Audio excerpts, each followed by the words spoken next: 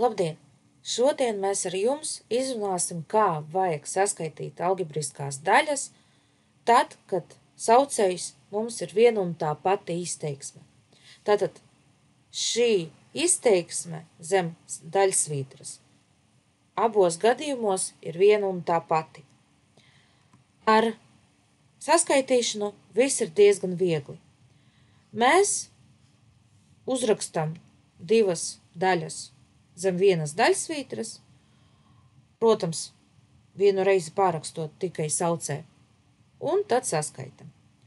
Lai jums būtu skaidrāk saprotams no sākuma, es rakstīšu otru saucēju iekviņās. Tad kā tas viss izskatīsies? Tad es redzu, kā saucēji ir vieni tie paši. Rakstu vienu lielu daļsvītru un pārakstu to saucēju, kas man bija no sākuma. Tad mainīgais kā. Un pēc tam es rakstu pirmo skaitītāju un pieskaitu otru skaitītāju. Tātad otrs skaitītājs man bija 6M. Es viņu rakstu iekaviņā, lai jums vieglāk būtu saprotams, ka šis ir otrs skaitītājs un tā ir izteiksme, un tad mēs to ierakstam skaitītajā kā plus kaut kas. Tā, bet to var arī nerakstīt. Tāpēc man vajag tagad atvērt iekaviņu, es saprotu, ka man būs 22M plus 6M, jo zinu, ka plus pirms iekaviņas dod mums to pašu izteiksmi, kura ir iekviņā. Tā, parakstu saucēju, vienāds, un tagad saskaitu. Tā, 22 plus 6, tas būs 28M dalīts ar kā.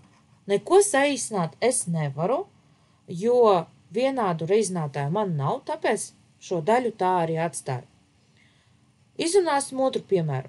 Tā, uzreiz redzu, saucēji man ir vienādi. Tagad rakstīšu to summu bez iekaviņām, jo tā ir summa, nekas nemainīsies, ar starpību tā nebūs. Tāpēc tur vajadzēs rakstīt tās iekviņas. Bet pagaidām mums ir summa. Tad pārakstu uzreiz. Tā, 11M plus 11 plus 7M mīnus 5.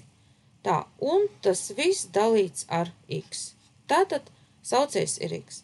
Vienāds, un tagad uzreiz es savilkšu līdzīgo saskaitāmos un iegūšu 18M plus 6. Tā.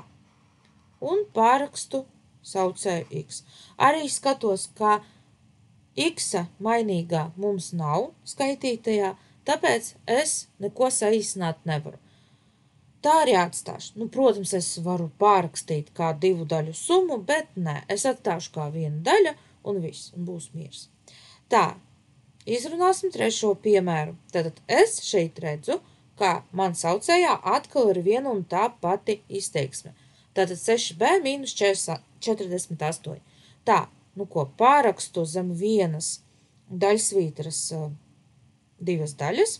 Tā būs B kvadrātā mīnus 16B un plus 64. Tā saucējā uzreiz man būs 6B mīnus 48.